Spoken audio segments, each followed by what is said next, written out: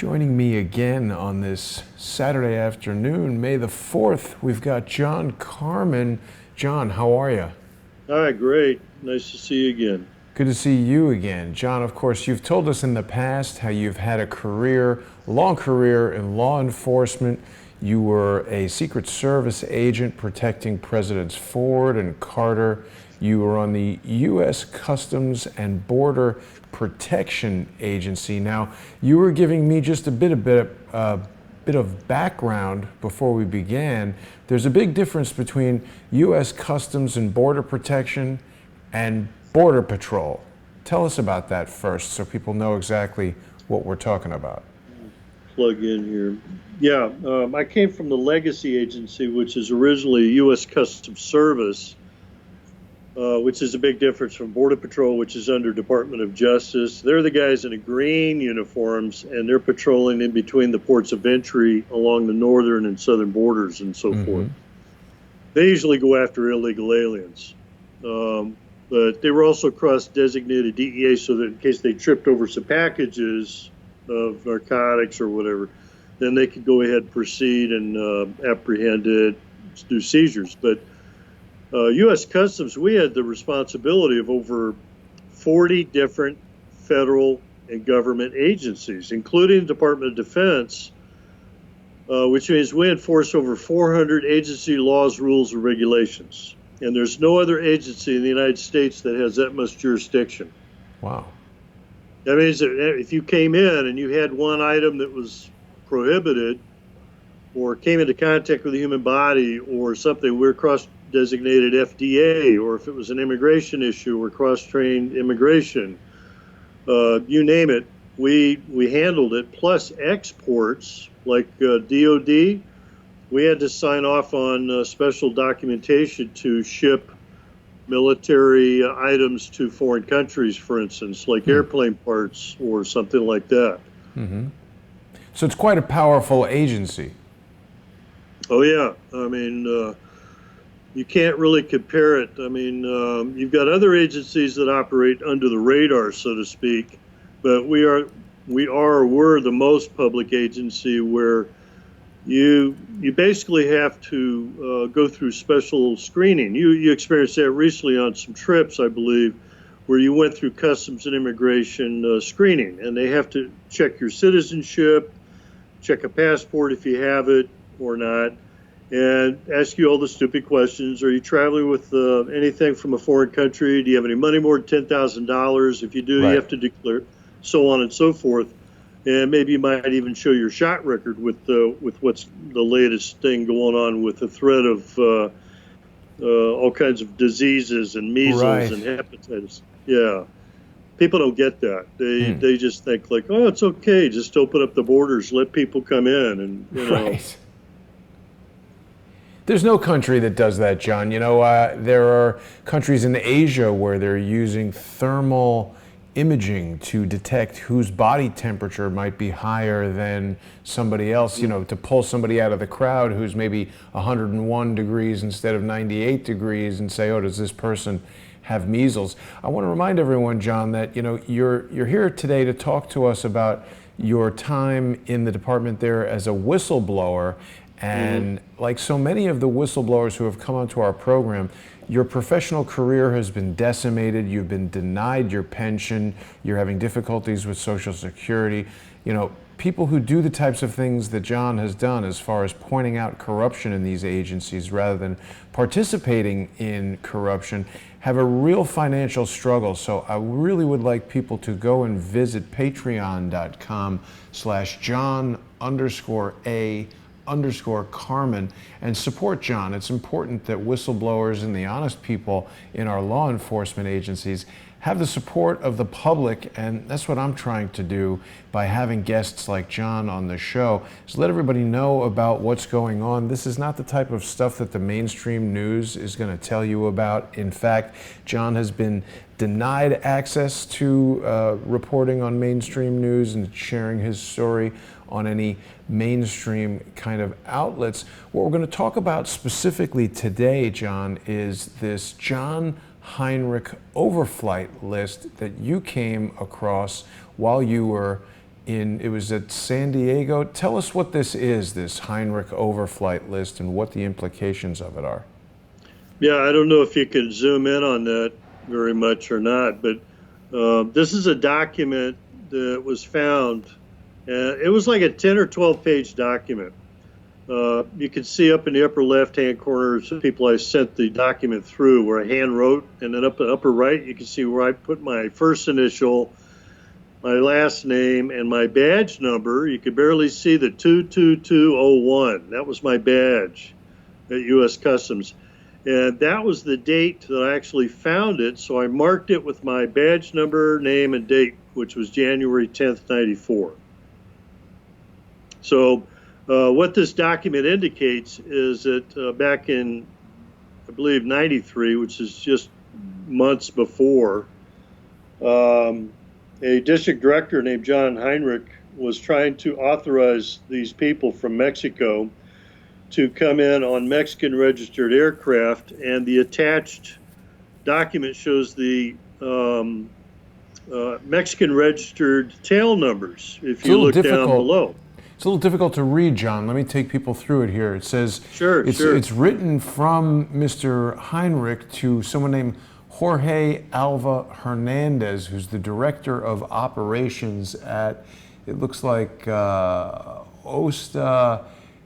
Ejecutivos or something, some kind of executives at a general aviation hangar in Mexico City in the District Federal in Mexico.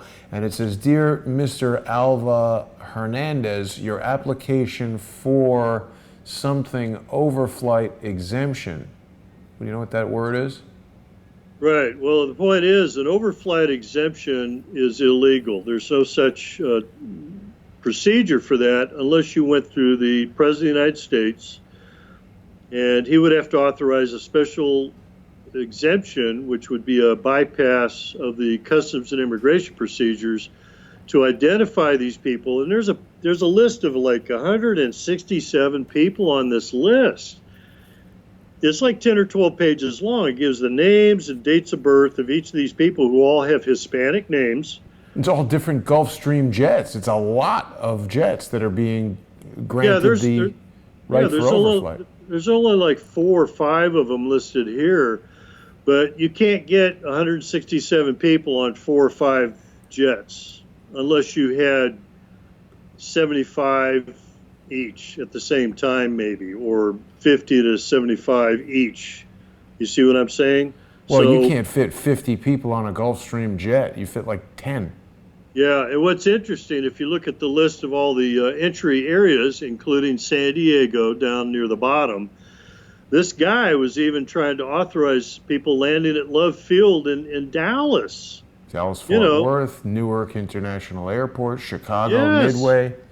So this is basically a letter letting this person at the general aviation hangar there in Mexico City, letting them know that their application for overflight exemption has been approved. So this means what? Any of these jets can enter the United States without being inspected by customs? Yes, exactly. Part of the problem is the district director in Long Beach cannot authorize the overflight through another district. He can't even do it through his own district, which is up in Long Beach, and I'm down here in San Diego County near the border. But he cannot authorize the overflight exemption anywhere, including all those other places listed. Dulles in Washington, D.C., Atlanta, Hartsville. Yeah. I mean, these are some of the busiest airports in the country. You've got Chicago Midway, you've got Newark. These are all the major, Fort Lauderdale. Think about it. I don't think, this is what I'm going to really throw at you and throw you off. Just because there are 4 or 5 tail numbers listed on that document does not mean that somebody could put a template on a tail of an aircraft down in Mexico and make 1,000 of those with those 4 different tail numbers on it. You could see them off to the far left or right, left. Yeah. Either way, there you go. XAFOU, XA, looks like MIC. PUV, and then PUV and SEC. So you could take 500 or 1,000 with those tail numbers and have them land at all those different airstrips or designated areas. But you still can't do it unless the President of the United States gets a special authorization to do that or a national emergency, because those people did not have passports or entry documents, not one of them. I already Right. had them checked out through an immigration contact through their computer. And certainly anyone could be using this type of exemption to fly whatever they want into the United States. You could load up a Gulfstream jet with contraband, with people who aren't authorized to enter the country.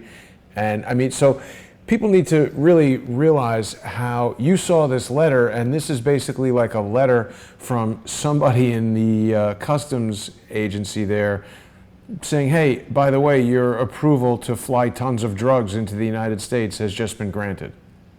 Exactly.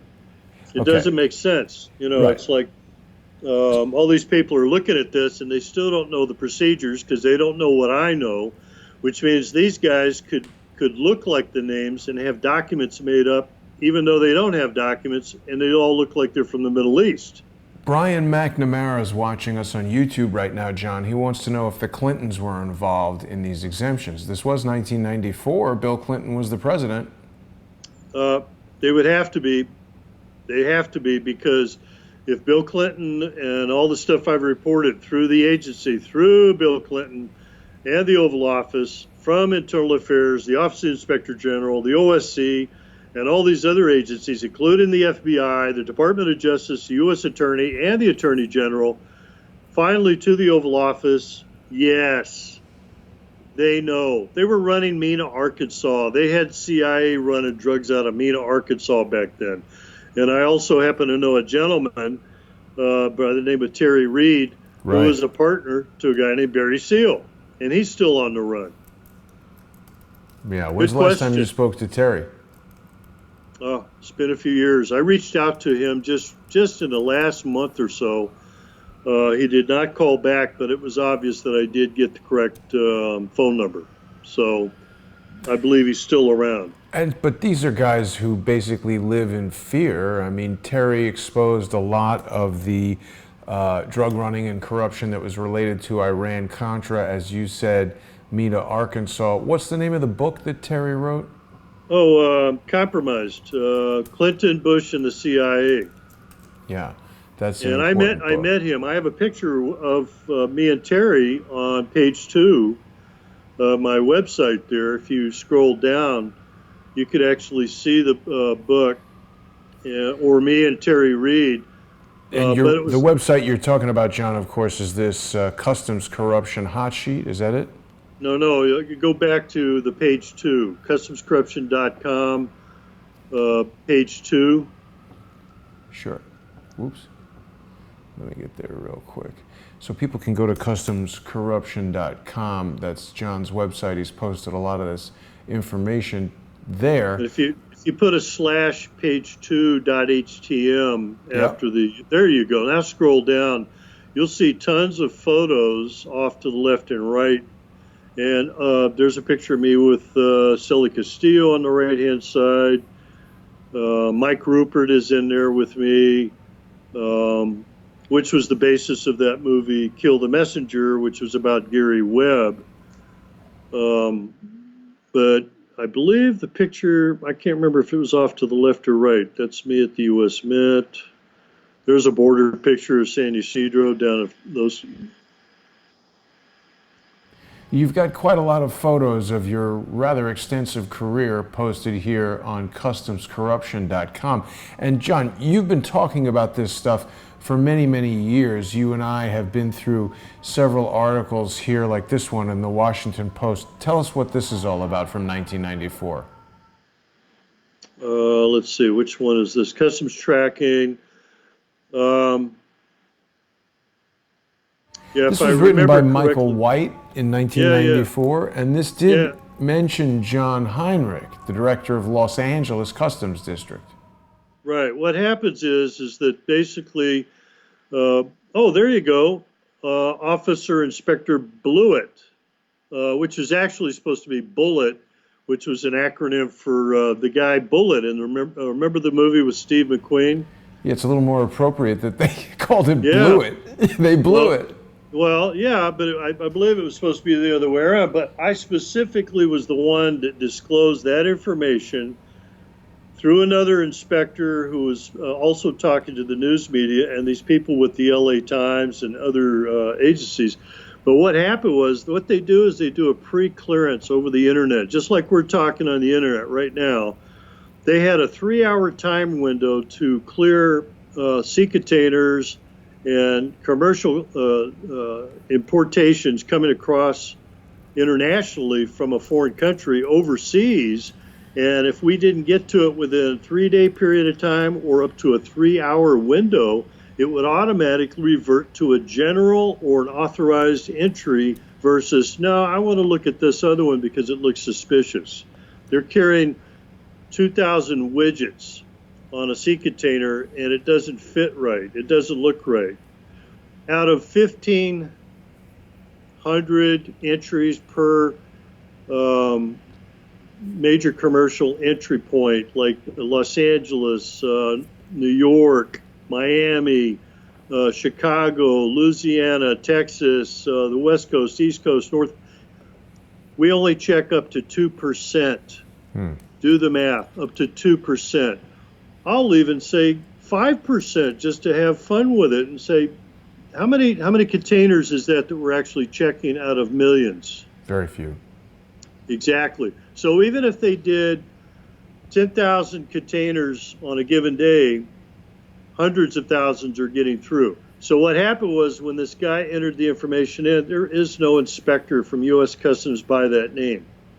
Well, it's interesting. It doesn't seem to be a typo either, because here it says Blew It, and it's repeated here. So it's this Correct. Bullet idea. I don't know what the. No, I know, but that was the news media person that put that in the system, or the article rather. But the point is, there is no person by that name in the U.S. Customs Service. There's nobody who has access to the Treasury Enforcement computer system, which I used to work on.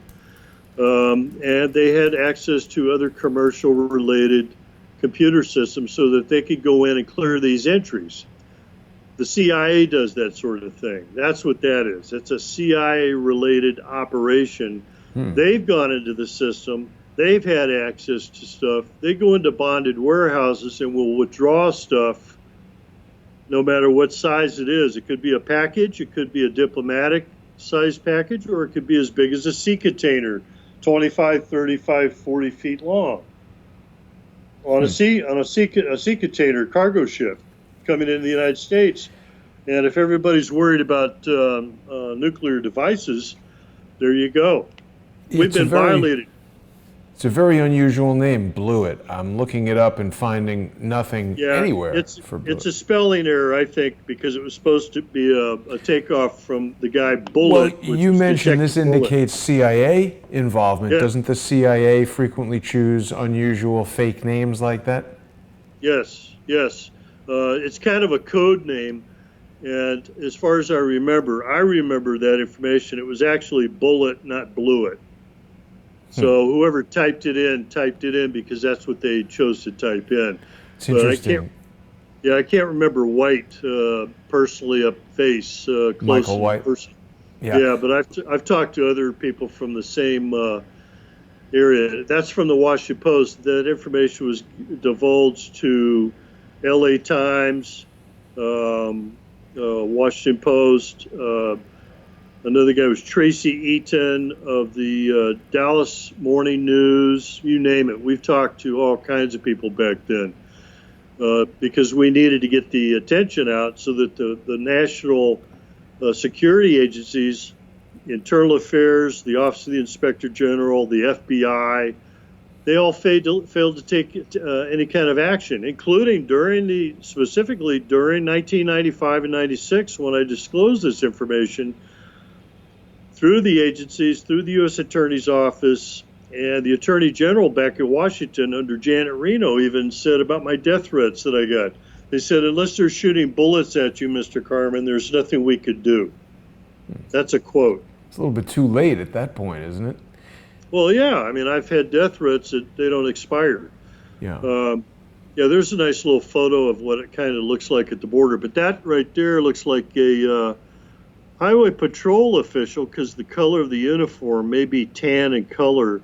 And sometimes they'll go out there in U.S. territory, but just south of the booth to refer people over for violations of state of California smog registration and things like that. But that's after we look at them for another reason. That, of course, is a different vehicle, different agency, which is parked in secondary. And there's a typical guy who's really getting into his work, into the compartment of the truck there, which they use all the compartments to smuggle. Mm-hmm.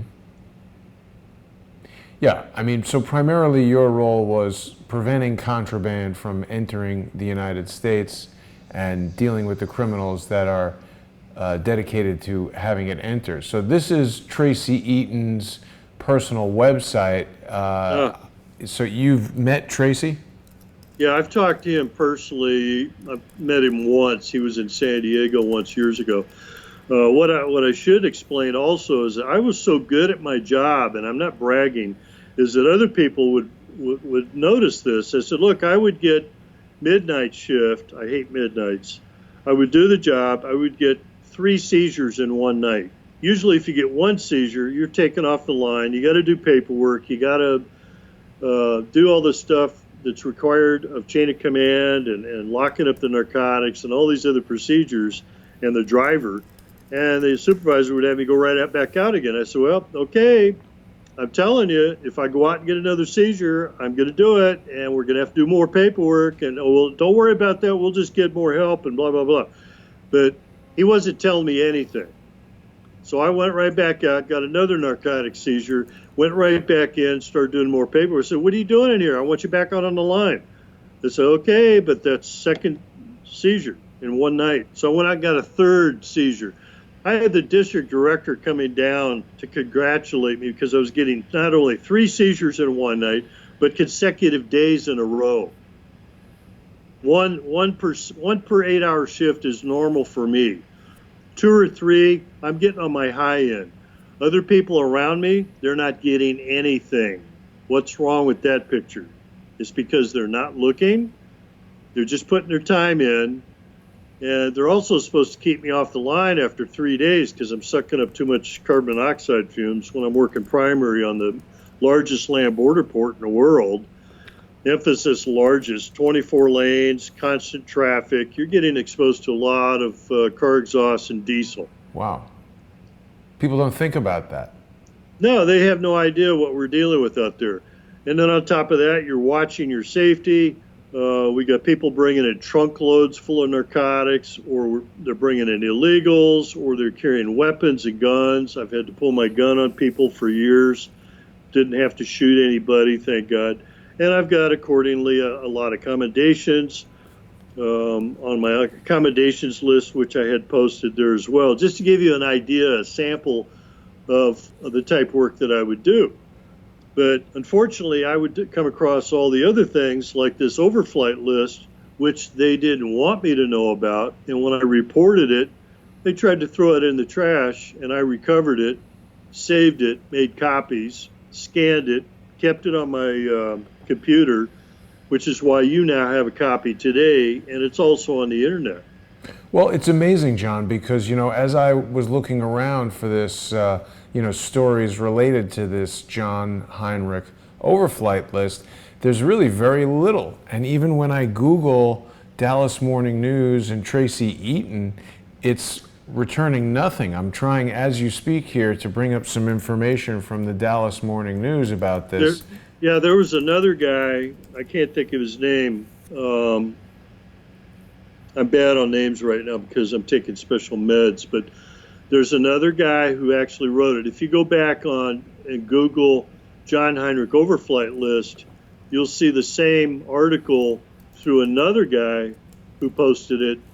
So there's at least 3 to 5 or more different articles which refer to the same overflight list.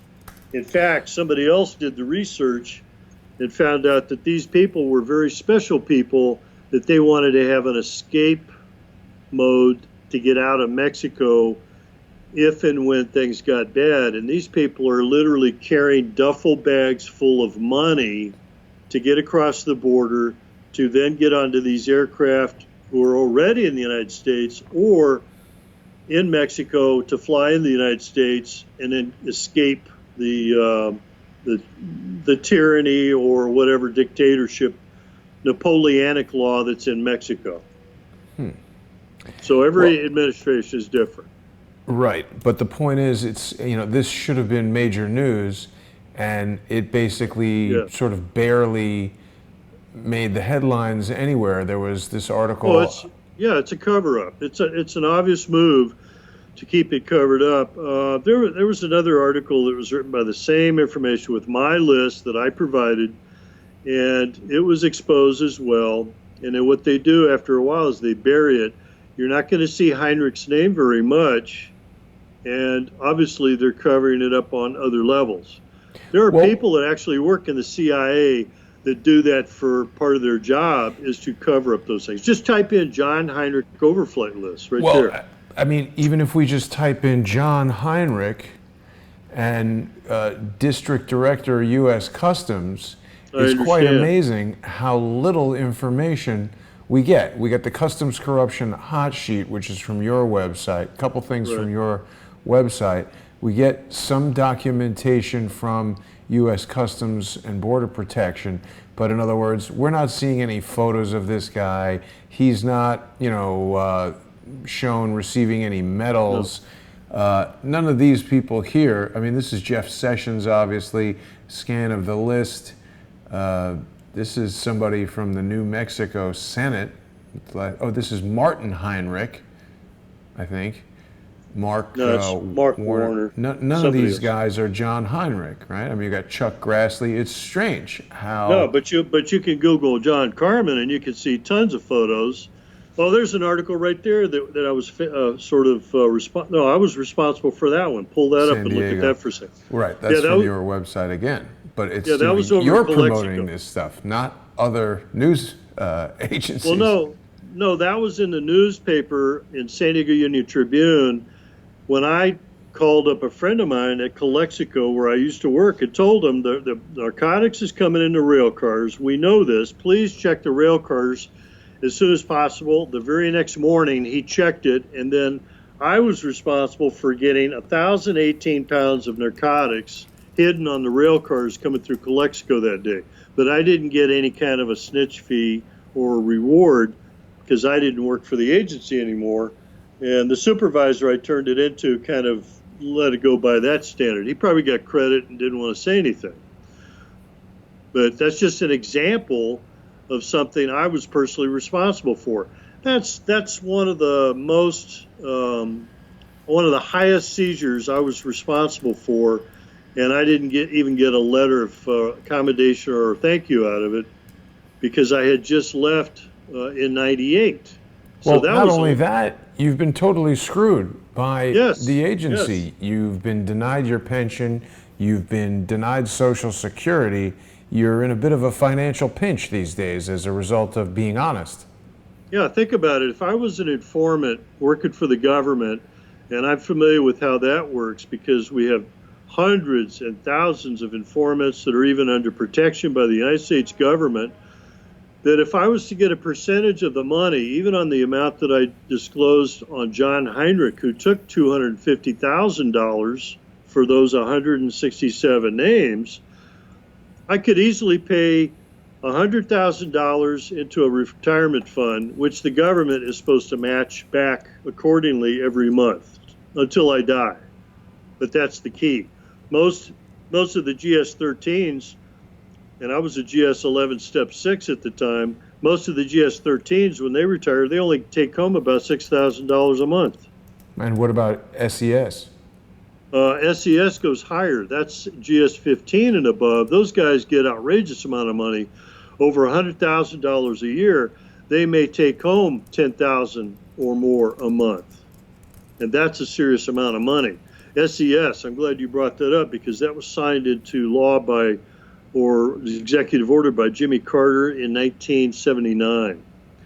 And those people are treated like two-star generals, which is interesting because that means that they're covering up for those people and they're not doing anything about investigating them. Yeah.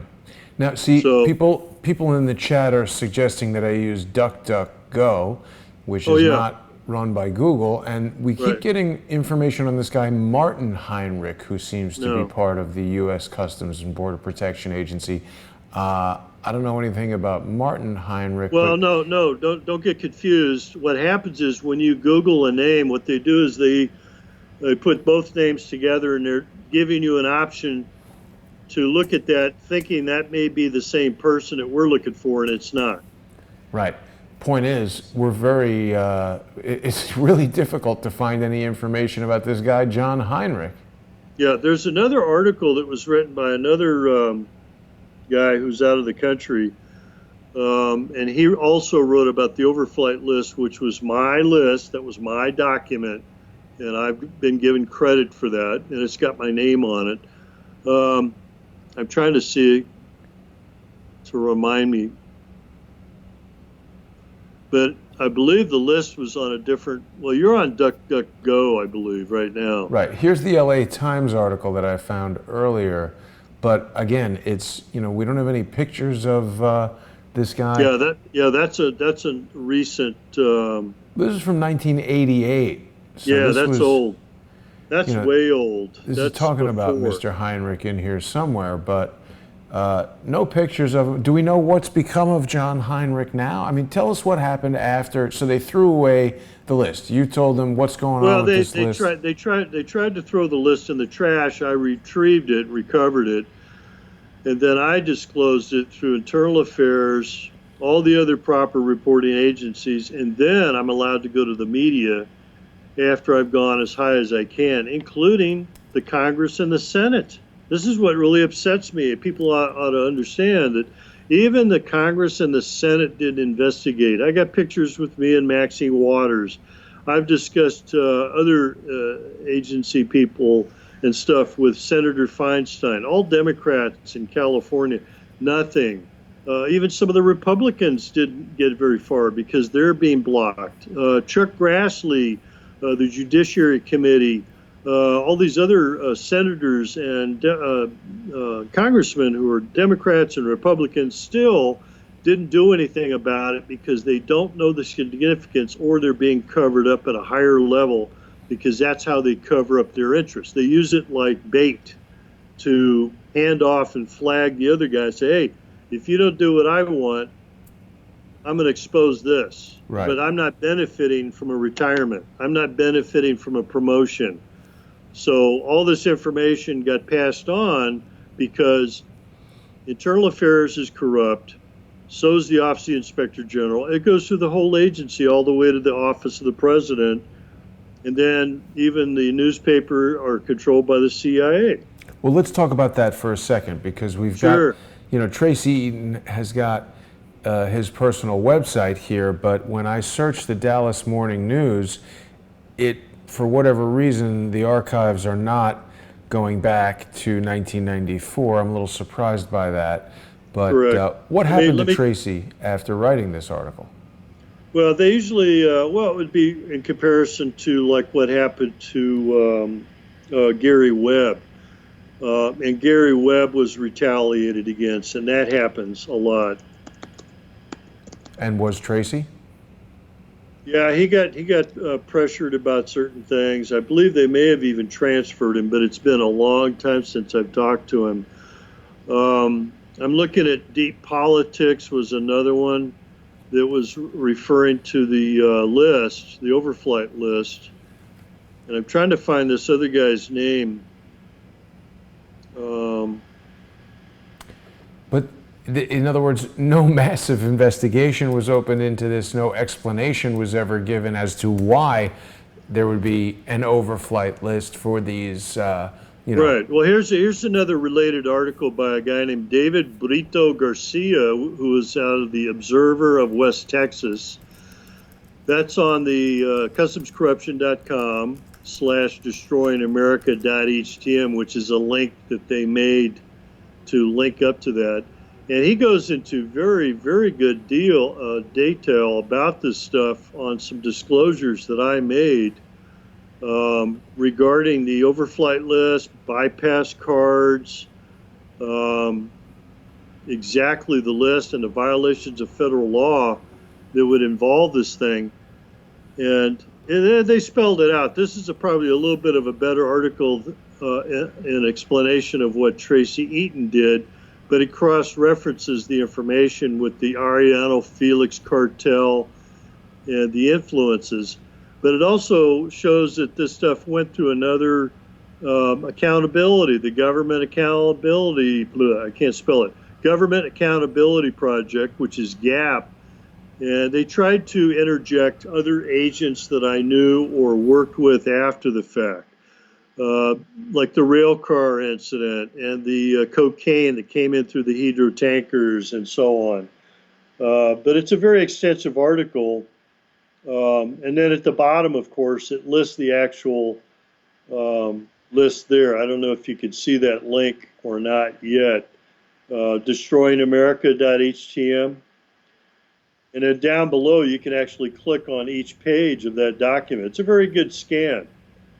Right. But that's just another example of another article that was kind of co-authored about what I revealed by another person in the media.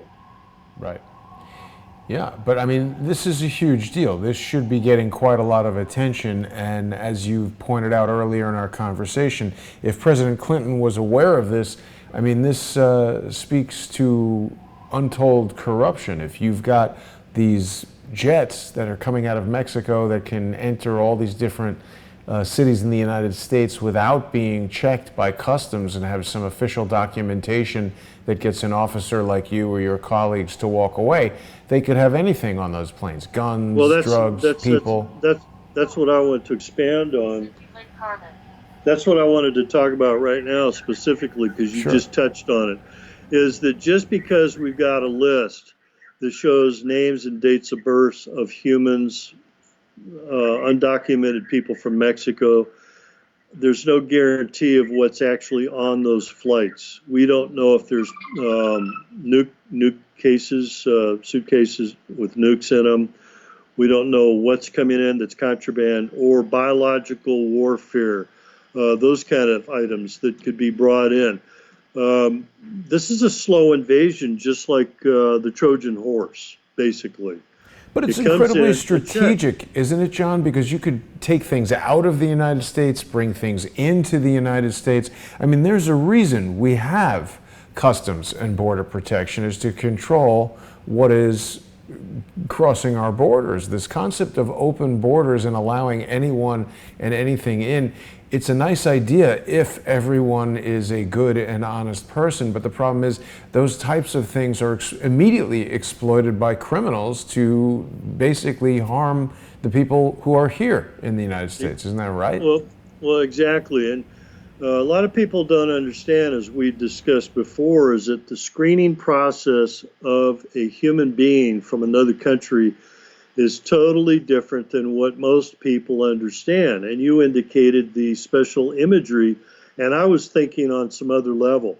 Well, they may be looking at an image of a human being where you're seeing the temperature, but it also can show other items, which is a non-X-ray, non-intrusive X-ray of what's actually being carried on the person without telling them. So they're actually screening you in another way. See what I mean? They're doing an intrusive X-ray type of a thing. At the same time, they may be screening you for physical ailments, to see if you're sick or if you may have symptoms of tuberculosis. Well, the measles was the big thing. There was a big push last week that everybody should get vaccinated for the measles.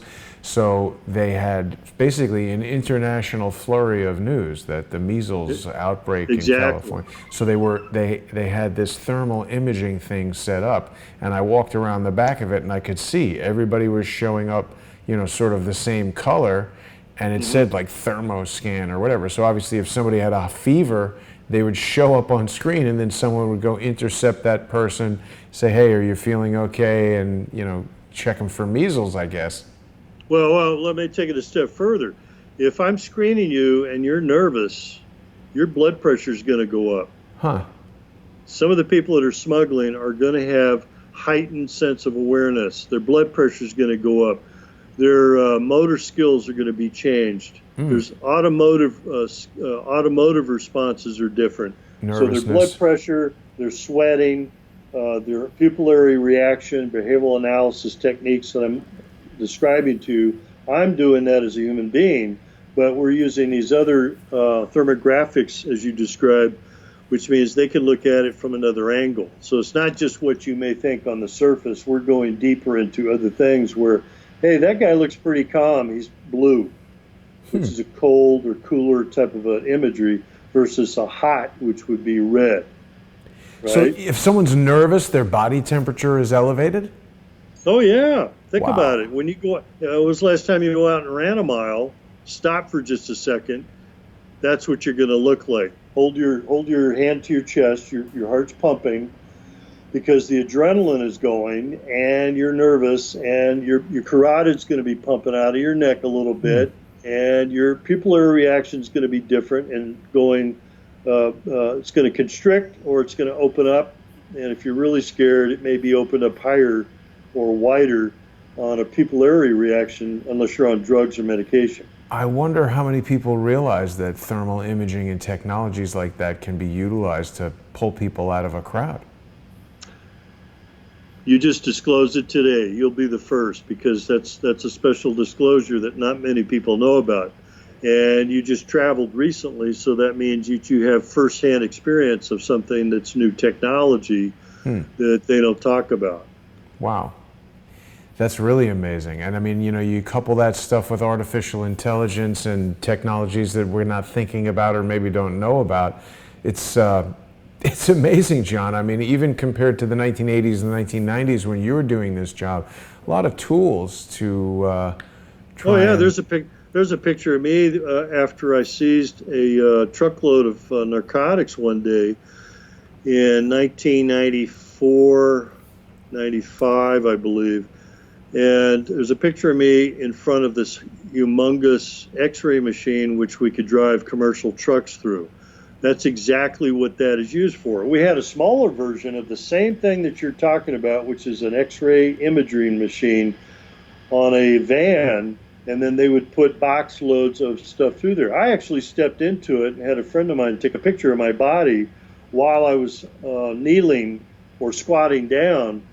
And it was, you're not getting exposed to X-rays like you would if you went outside. It's way low, but it's still an imaging system. And you could see like an X-ray of my body in uniform, but it wasn't in color. And since that time, they've added the color to it, so it's been enhanced. See what I mean? So they've had it since the 90s, and it's gotten more since then. And here we are 20 years later, basically. So what can be done now about this overflight list? I mean, it's still active as far as I know, but it's illegal. The list is still active. Those tail numbers can still enter? As far as I know, because no one from Internal Affairs, the FBI, the DOJ, the Treasury Department, or the Office of the President has come and talked to me yet about it. But these planes are 30 years old. Can a tail number go from one plane to the next? What do you mean? I mean, they can't change the numbers. Like if you buy a new car, you can put the license plate from your old car on your new car. Right. Well, it doesn't transfer like that normally. As I told you, the list was designated by the people I talked to as an illegal list, which confirmed what I was doing was right. Then I turned it over to the Internal Affairs people and so forth, all the way to the White House, which was during the Clinton administration, by the way, and they did nothing. If I reported that information, the first thing I should have been was called.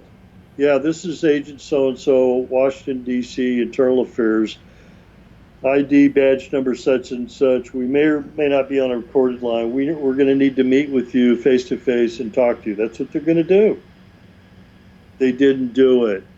I've talked to them before in a similar fashion. I've been interviewed face-to-face. I've been interviewed on a recorded video. but they did not come back and follow up specifically with this or the death threats after I seized heroin or the numerous hundreds of disclosures.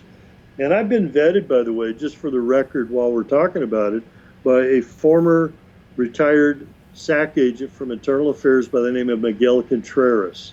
And he specifically told me, John, all of your allegations were 100% correct. You can't get any better than that. That's like batting 1,000 before you step up to the plate. You know. But yet nothing was done. Exactly. That's what tears it. It's just like, well, where's the protection? Why didn't they pull me in? I should have got a promotion, a transfer to another location. I should still been working there and still maintain my law enforcement status.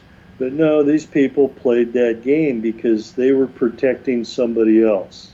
They were covering up for this person who was probably of the SES category, which you mentioned before, which would be a GS-15 and above.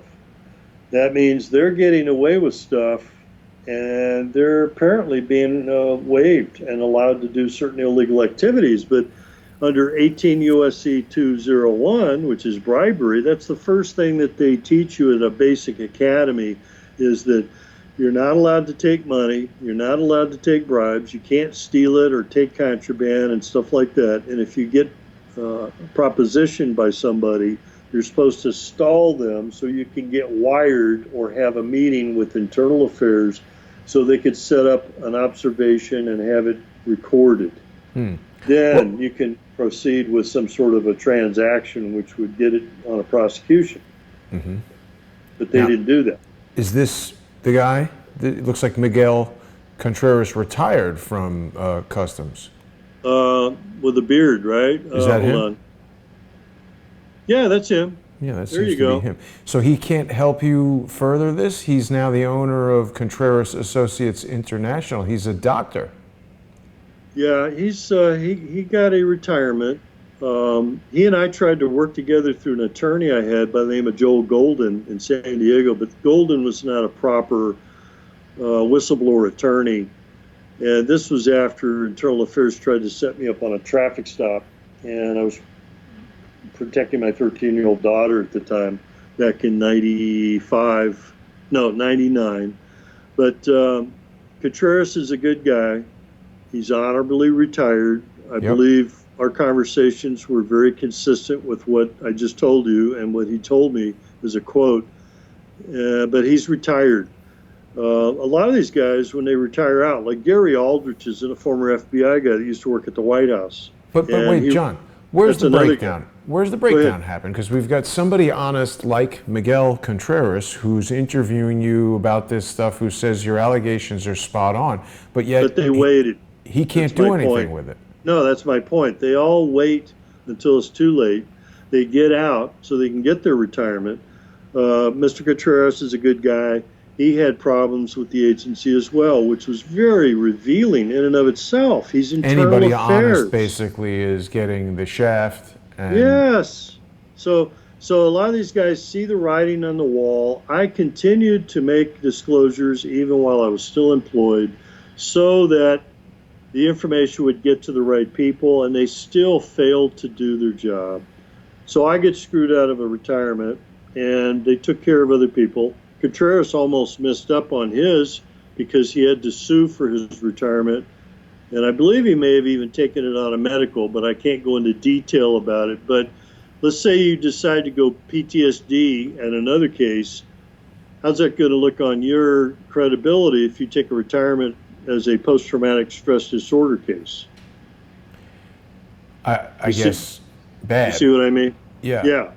I mean, that would be their excuse. They force you into doing stuff like that. That's how the government works. They're so corrupt. They force you out. They force you to take choices that you don't want. And some people will do that. And I'm sitting here going, no, I want an honorable retirement. Give me what's owed me under the law and be done with it and leave me alone. And then I'll continue to do stuff. I'll write a book and get it published. We'll get a movie done and things like that. And you are still at the forefront with me and helping disclose this, which makes you also in the same category. Which, in terms of sort of a target. Well, I honor what you're doing, and you could be a target as well. Yes. Well, I thank think you. you have experienced that in other areas, Yes, I right? have. Yeah. Yeah, So you're doing the right thing. It hurts, but you got to do it. You know what yeah. I mean?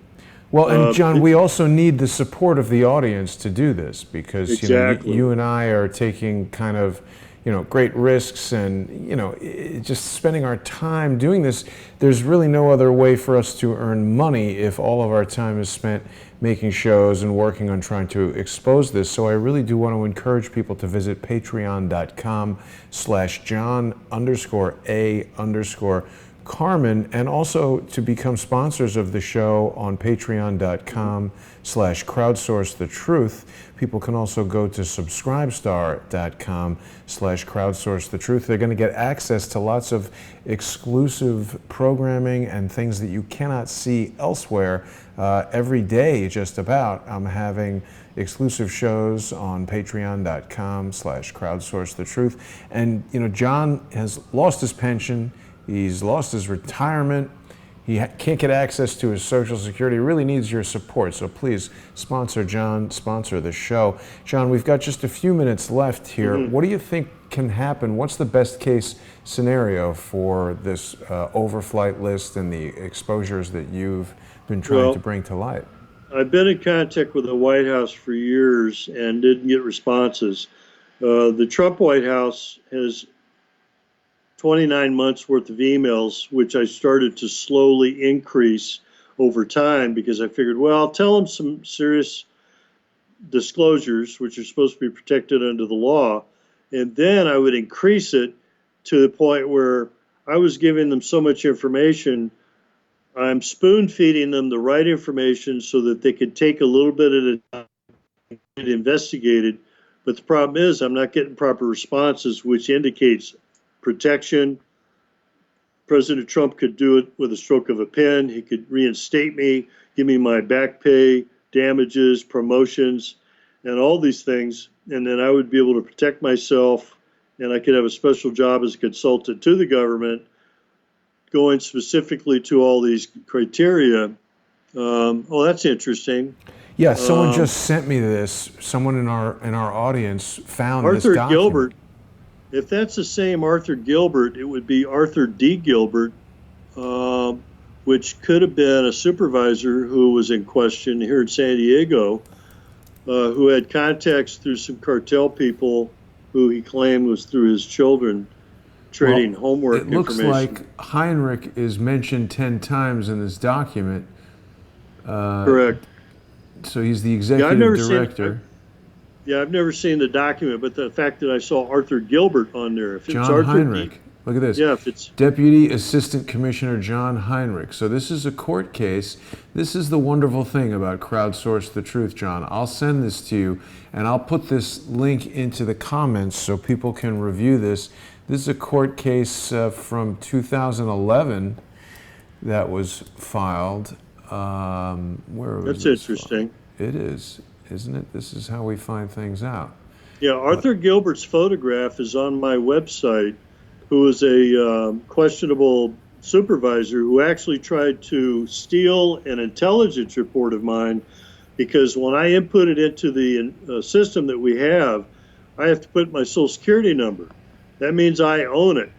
And the fact that his name was appearing on my document later meant that he had to go into the computer, alter the Social Security number as an approving official on a chase car where I chased down somebody at the border and found a suspect who was responsible for the Matamoros murders in Texas and Mexico, over another 1,200 miles from here. But apparently he's suing the Homeland Security Agency because he had some problems later. Discrimination. I'm surprised. Yeah, I'm surprised that man was not arrested and put in prison like some of the other people who were district directors in San Diego. But that's very revealing. Yeah, there it says, Supervisory Customs Inspector San Ysidro in connection with the mishandling of a seizure.